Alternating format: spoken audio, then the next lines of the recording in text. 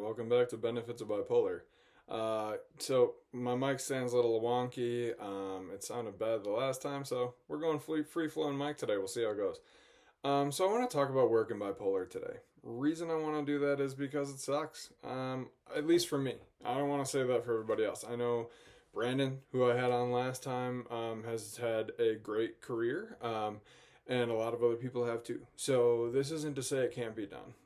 It's more to share my experience trying to work, frankly, where I've done what I've done mostly, which is bartend, and just kind of why that is. Why it's been really tough for me to find a gig, land one other than bartending and serving, and sales for so long. So, cold honest truth is I was not diagnosed, as anybody who's watched this before, until 2019, 4 years ago.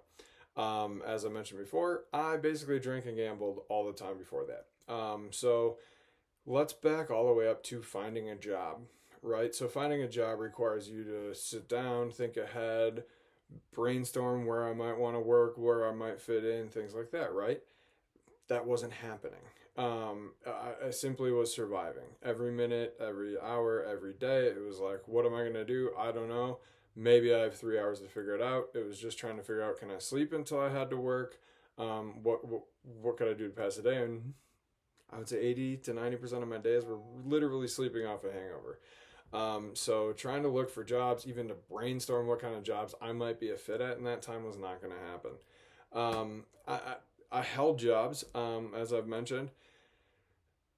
I basically never went without work. It's one of the things I'm most proud of, yet most shocked by at the same time.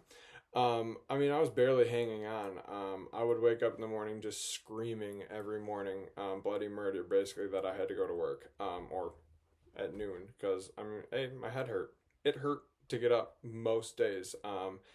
But more so than that, because I didn't have medication and I was drinking, my brain was just flowing just like a whirlpool. I mean, it was just, my thoughts were like they were in a whirlpool, just jumbled up, mixing around, no way to pull out what might have been a good thought, a relevant thought, and everything became impulsive, even work. So I only found jobs due to this ability to not brainstorm, let alone sit down and create a resume, or sit down and go through the process of applying and actually sending it in and waiting 3-4 weeks none of it was going to happen. So basically, I got my jobs by word of mouth. Every single one of them. Way back 15 years ago, when I was a legal assistant briefly, it was from bartending. The bartending job that I had there was word of mouth from a friend that I met somewhere else. After that, it was just, well, I take that back. I applied for one job after the law thing went poorly. I applied for a job. What job was that? At a Witch down in Madison, making $8 an hour. That's what I was capable of doing. And really, I was only applying for those jobs because I had to stay on unemployment. So really, that entire process of finding a job just wasn't ever going to happen. So I moved home in 2014 and can't really say I started looking for jobs then. Moved in with my parents, called up an old buddy who owned a restaurant with his family and a hotel, had a job. Didn't have to worry about it. From there, I went and worked in car sales, and they found me at the bar. Went back to the other bar. I guess when I left car sales, I did go back to bar and I applied for jobs. I was medicated by this time. So I was applying for jobs, and by this time, though, I was 35 years old. I had graduated college in 2008. This was 2022. That was 14 years before that. The last relevant to anything outside of sales and or restaurant was 15 years before that, 12 or 13. I couldn't get in the door. I knew somebody, tried to get a job in the financial sector. I actually knew somebody. I had an in. I got in. I got to the third interview, and I feel like they were laughing at me. The third interview was more about them explaining to me in the moment why I was not prepared, why I wouldn't be able to handle it, why it was too much. And I didn't even tell them that I lived with bipolar. I basically just, there was no way I would be able to do the job. I felt like they laughed at me, and I gave up and started applying for bartending gigs. I had applied for a couple other ones, got a couple more interviews before that, and with that gap in my resume, nothing was going to happen. Okay, let's fast forward to now when I moved here. I have started volunteering. I have spoken publicly. I have written for International Bipolar Foundation. I've put my best forward in so many ways. So I decided, what am I going to do this time? Am I going to apply for all these jobs that aren't in restaurants? Am I going to apply for these jobs using my bipolar as experience as on my resume, or am I going to just apply for all these jobs with a 15-year gap outside of restaurants, right? This time I decided to put bipolar on the resume. Well, what was the difference this time? I didn't even get a call back. I applied for 7 jobs at the same place, and I couldn't even get a call back. Emails every single time saying, you're not qualified. We found going with somebody, we're interviewing other people who are more qualified. Let me tell you my qualifications. I graduated from a very prestigious public university in the University of Wisconsin. I double majored. I made through that while living with bipolar. I begged my way through, but I have a degree. I kept all of those previous jobs. I was promoted at multiple ones. It never really went well, but again, I was undiagnosed with bipolar. I did not have medication. I put all of this on there that I'm not writing. I'm not using it to do what I can to try and do better things. Didn't matter. Could not get a call back. This is why I'm doing what I'm doing now. And guess what I'm doing now? I'm going back to bartending, or serving now. Probably a little bit of bartending. It's fine. It's fine. But it's just not ideal. I'm working at night again. This was the first time in my life that I was able to, the last 2 months, my first time I was going to sleep from midnight or before to 8 o'clock or before. It's immediately gone. I'm working nights again. I'm working until 9:30 possibly. At least it's close to home, but my sleep schedule changed again. And it's totally fine. Like, I don't want to make it sound like it's awful. I have a job. I'm going to be making money. It does just feel unfortunate that I do feel like I'm underemployed perpetually. And for a lifetime now, basically, I feel like I've been underemployed. Which just gets me back to this as a whole. I mean, I'll give it some credit. Serving, bartending, make quick cash, make good amount of money in fewer hours. It gives me, it has always provided me that time to recover, whether it was from drinking in the past or now from those, or more recently, those bigger episodes and trying to, and some of these public speaking engagements take me a couple days to recover from. But in reality, those are the benefits. And it kind of stops there. Quick cash and flexibility. And understanding. I mean, I would have been fired from most corporate jobs most of the time. Let's be honest there.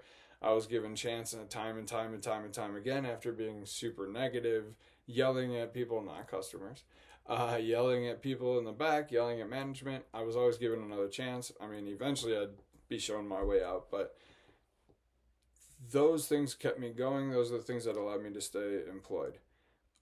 However, unfortunately, no matter what I've done and however it could go, I wasn't going to get into a 9 to 5. Now, there's an argument that this is beneficial because this has opened my eyes to doing this shit on my own. And that's what I've decided is really my only best option. There's a reason you see so many people with bipolar disorder trying to start a podcast, trying to start a YouTube, trying to start their own business. It's because we don't really fit in and we need to do things on our own time a lot of the time. And that doesn't always work.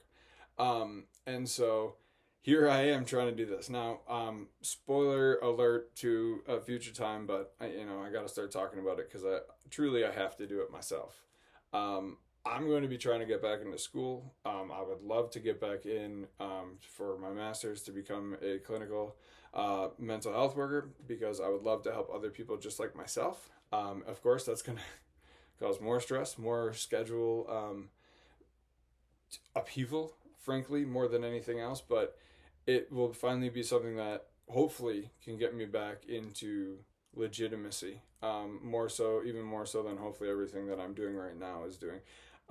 Because I have to work for myself. That's kind of what I've decided is I have to do this on my own. I have to figure it out. I have a ton of help, so I'm not saying just me, but not in corporate America. They're not going to open the door because I have bipolar disorder. They're not going to open the door because I have bipolar disorder, fought through it, stayed alive, and got to this point. It's just not going to happen. So that's a really long and somewhat short of work with bipolar disorder for me, I guess. It's hard. It sucks. You don't fit in. You don't feel like you belong with everybody else. You perpetually feel like you are being held back. And then, most of those times I didn't know I lived with bipolar disorder. And then for the first year or two, I didn't really share. And lastly, I guess once you do share, it's really what people see. Um, it's really the first and most of the time the only thing people see. And so they assume if you're having a tough day, that's what it is. That it's bipolar. You're not working up to snuff. Well, it's bipolar. You have a complaint. Well, it's probably bipolar. Well, they don't see what it took for you to get up in the morning to get there.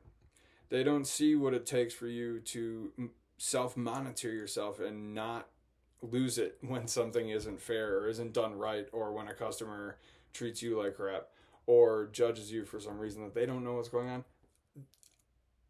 They don't see all the effort and the energy that it takes to stay within yourself, to stay grounded, to fight through all of those moments. Some of those days it takes all of my energy just to get there, let alone get through those shifts. And the best ones do. And those are the people that you want to stay close to. If you are ever lucky enough to find a job, a manager, somebody who's understanding, who helps you out when you're down, maybe even is able to give you some time off if that's something you're able to do or something you require.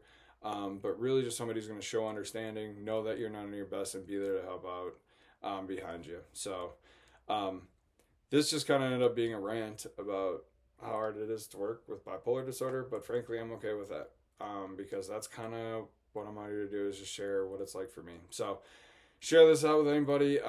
Follow me on Instagram. Subscribe here on YouTube.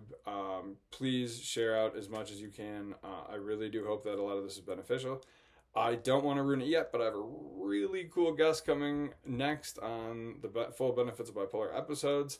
Hopefully you like this, going back to a little bit of 12 to 15 minutes of me just talking about what it's like to live with bipolar. So have a great rest of your day. Please do follow and share everything out. I really do appreciate it. Yeah, have a great week.